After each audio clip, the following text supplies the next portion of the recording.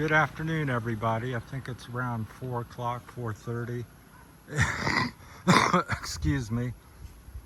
On an April the 3rd afternoon here in just up the road from Sabang, Palawan, Port-au-Prince. Anyhow, we've come up. This is about the furthest we've ever hiked up the road. That's going back to town. We're hiking up this way.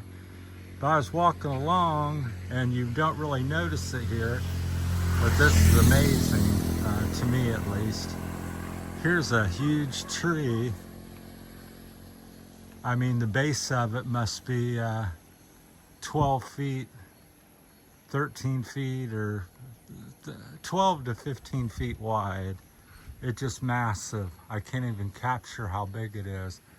Quickly gets a little skinnier as it goes up, but yeah, just a magnificent tree. This is what I imagine all the Philippines once had back before everything, was getting cut down. I wish I could see the top of it, but it's just massive. I've never seen the biggest base of a tree I've ever seen in my life. So I could imagine it's something like maybe a Sequoia size. I can't even capture it all in the video here from this close range. I'll back up here, see. Looks like maybe another one next to it. So I'm not sure how tall it is, but there you can kind of see the whole of it.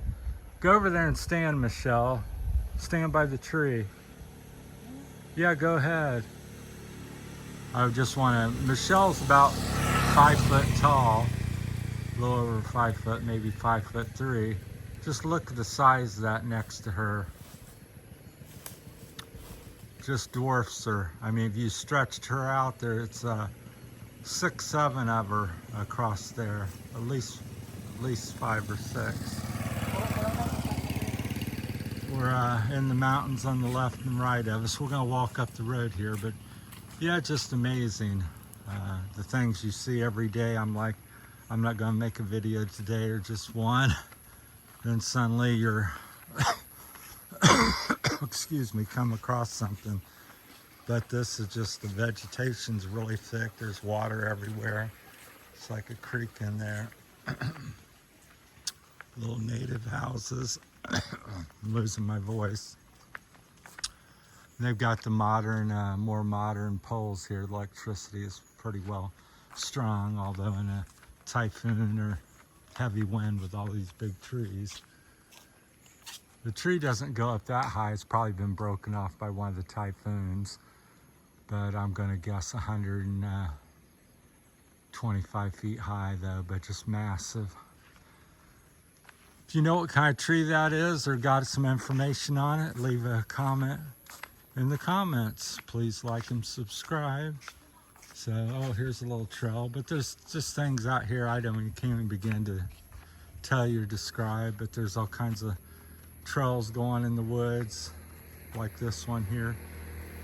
And it quickly gets really rugged, and who knows what kind of wildlife you'd find. I suppose there's anything that ever existed in the Philippines is probably still living in here. This is very rustic and rugged, but the mountains here tend to go up 3,000 or 4,000, 5,000 feet high. There's a little water all over the place and all kinds of native trees. This is the one of the few of the not only road down through here to Sabang.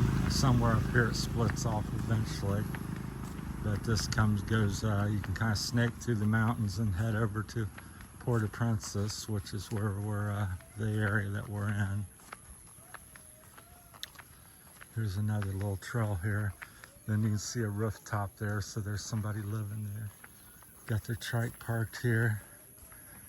I don't know if they're back there harvesting something or just park it there because they maybe don't have enough parking at the house. It's hard to say. But I just wanted to share that tree was just magnificent. And we'll probably keep this one short unless I see something more interesting. But yeah, there may be 6, 7 houses like that when you get off the road where families all live together, aunt, uncle, grandma, grandpa. Of course, they call them different names here, but Little trail cut through there possibly.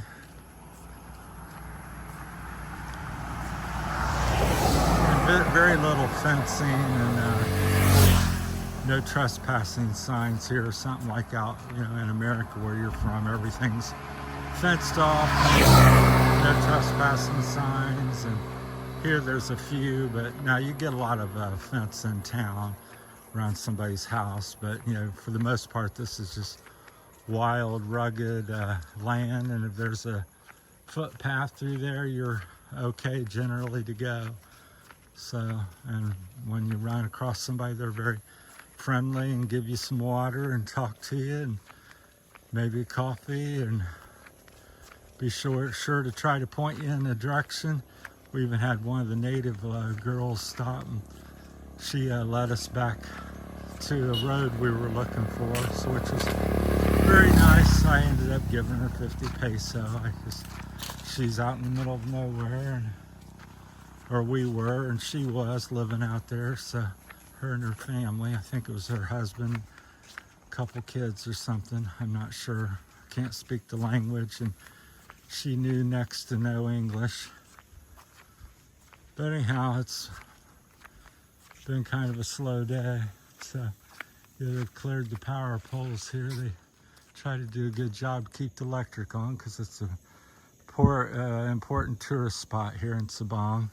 It's where they launch the tours to the underground rivers, what it's most famous for. There's also some other activities, a couple nice hotels. The Four Point Sheraton and the Dalian, I think that's how you pronounce it. I just discovered that one. So if you're coming, definitely check out them too if you like more amenities, up-to-date amenities and things like that. Then them two would be up the creek for you, what you'd be looking for. So, because they're definitely American style, even though they're in the Philippines. They got the price and the amenities, the aircon, the Wi-Fi, and you know, nice bedding, foam beds, and all that, things you'd expect.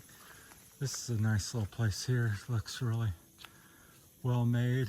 If I can't show you because there's so much foliage, but we're in the mountains on the left and right of us, so I can't see too much. But yeah, it looks like a nice place.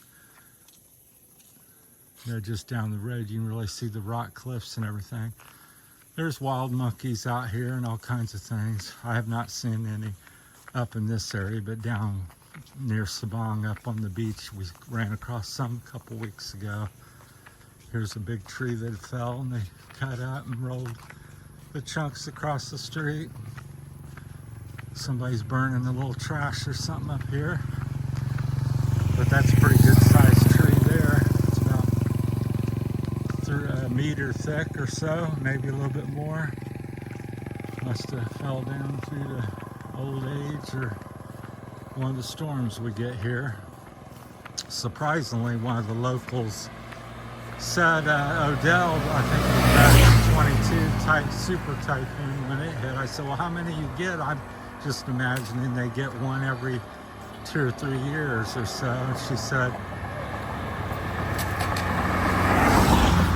she goes, no, that's the first one, super typhoon since 1990, if I recall what she said accurately. So you can correct me if that's incorrect. But so I was quite surprised by that. So 30 years or whatever that's been. And the only super typhoon that's doing pretty good here in the Philippines. Because they, I think I've read where they have 22 typhoons of some sort on average per year. Here you can start to see some of the mountains, but they're encased in clouds because that's how big they are. You can kind of see some of them back there. It kind of looks like a big cloud. So we're gonna turn around here shortly. All right, thanks for watching. Please like and subscribe, and stay tuned for more adventure and from Terry's Philippine Journey here in Sabang. Thanks for watching, everybody.